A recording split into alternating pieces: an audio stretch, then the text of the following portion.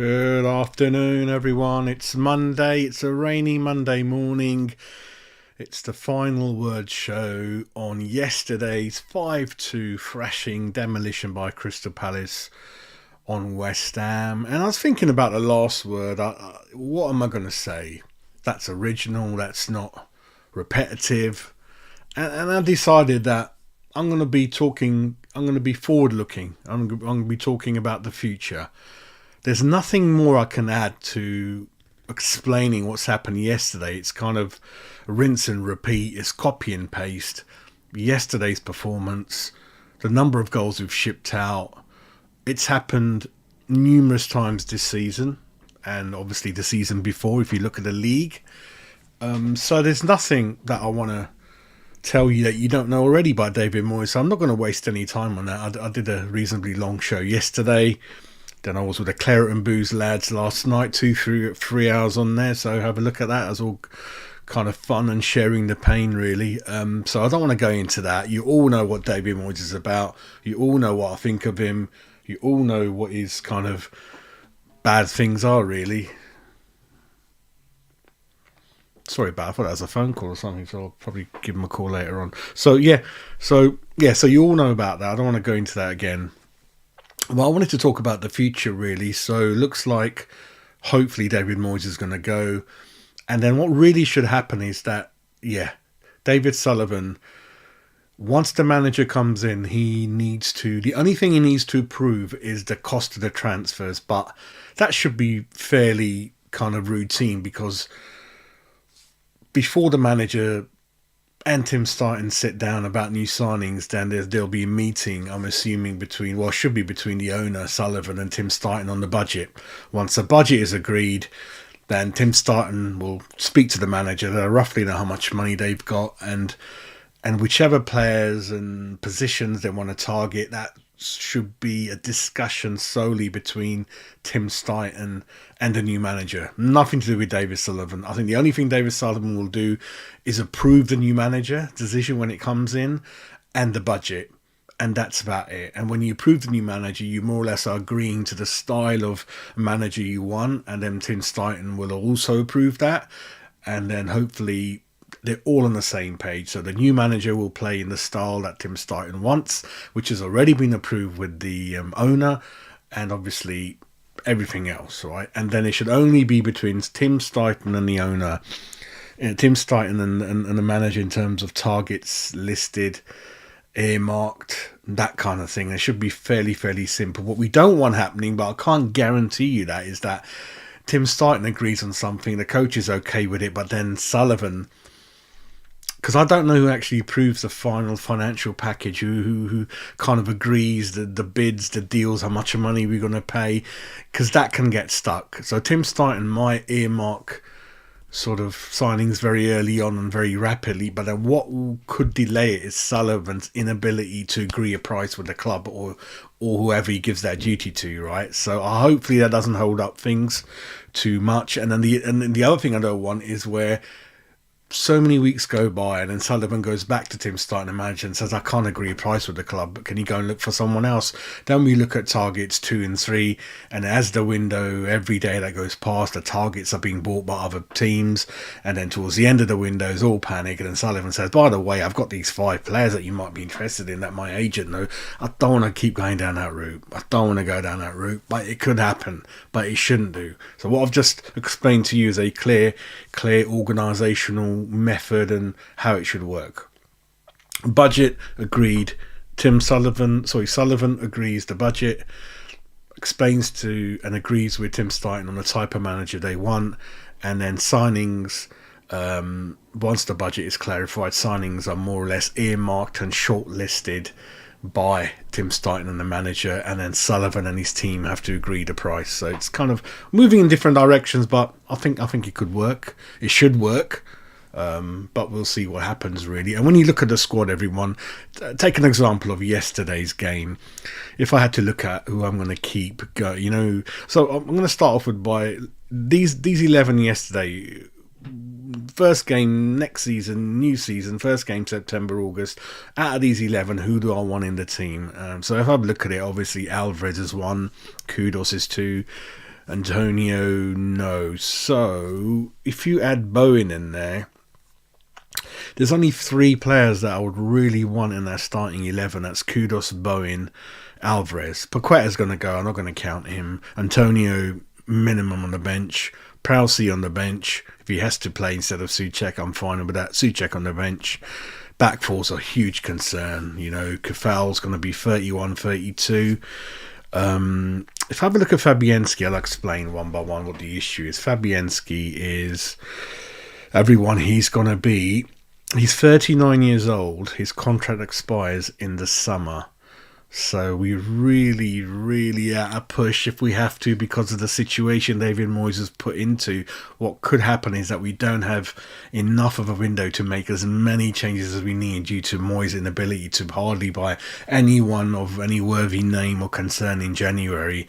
And again, a couple of windows before that, that's not doing enough. So it might be a case of we might be forced to give him 1 more year. But is he going to accept a year? He probably want a pay rise. He probably want 2-3 years. I wouldn't do it, but hopefully a year with an option to keep him on as a coach. Zuma, everyone. Next May 2025 contract expires. He's going to be 30 years old next birthday. Ogbonna, like Fabianski, he's obviously getting on. He's 35. He's going to be 36 next month. Contract expires, in June again. So a lot for the manager to look at. Emerson, everyone's going to be 30 next birthday in August. He's got a couple of years on his contract. Kufal, I think, could be gone. His contract goes in June. He's 31, 32 in August. So tough one, that one, because you need a squad. I wouldn't mind him for another year or so with Emerson in and around the squad, but it might be a case of might have to give him 2 years. I don't know. We'll see how that happens, really. If we can get some young people in there, it is a risk. The more signings they make, the more of a risk it is, the more will they hit the ground running. It's just, in an ideal window, you only want to make 2-3 adjustments to the team, but due to what Moyes has been doing, we are in a real deep, real concerning situation where we need so many players. What do?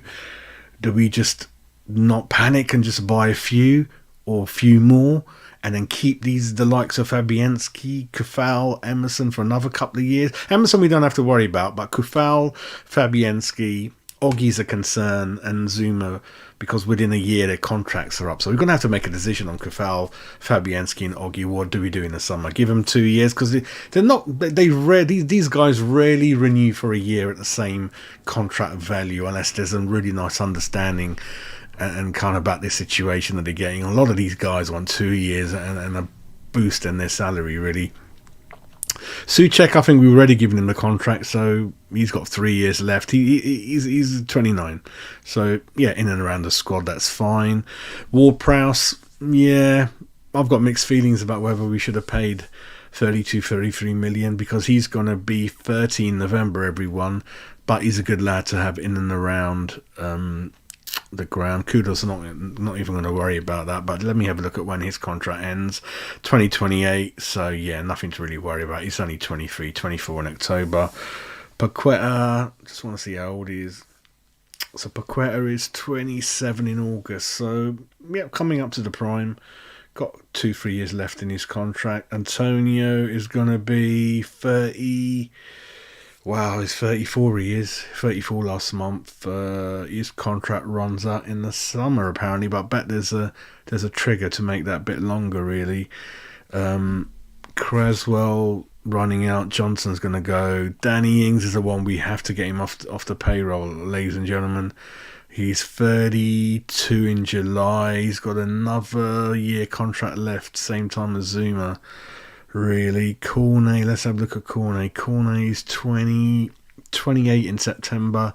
He's got 3 years left, really. So the key decision straight away for me, everyone, is because we do need 3 goalkeepers, and I would offer Fabianski an additional year, I think, and then look to bring another goalkeeper in to challenge Areola. Oggy, I would not keep. Oggy. Kufal, I'll give him a couple of years at the most.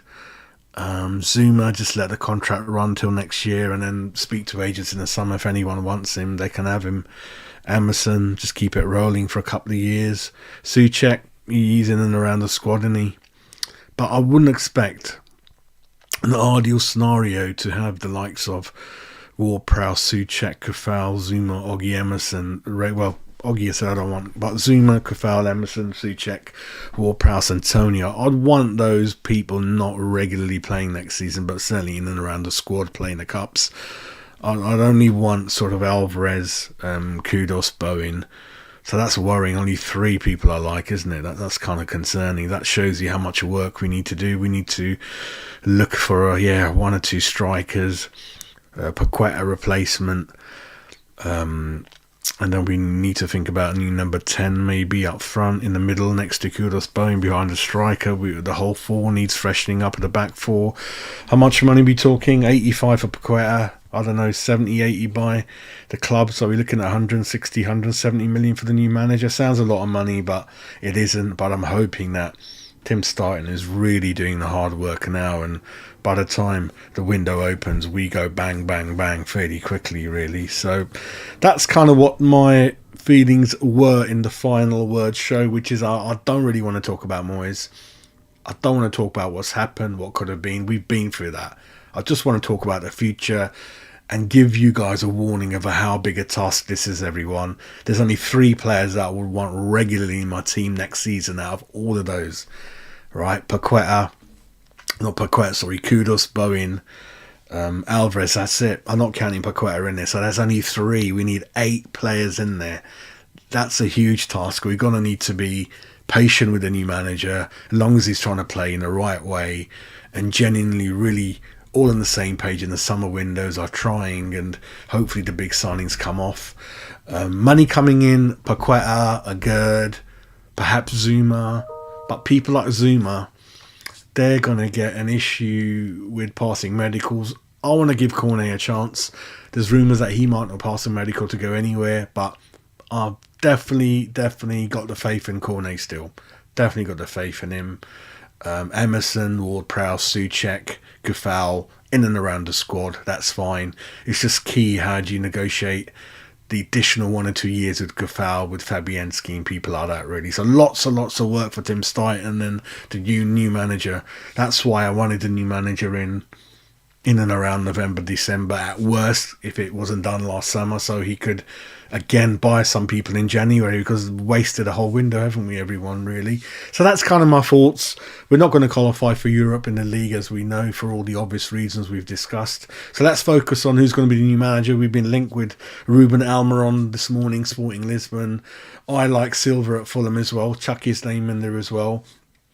I don't like the guy who was at Wolves and that. He's not even in a job. I don't want that guy. I don't know much about him. I don't want him in there. So yeah, we'll see how we do. Let's just focus on the future and see what kind of names and managers you're thinking. I'll put it in the comments box and I'll reply. So I'm not going to take up too much of your time. Chin up, and yeah, it's going to be pain, but it's getting nearer. It's getting nearer. Moyes is going to go.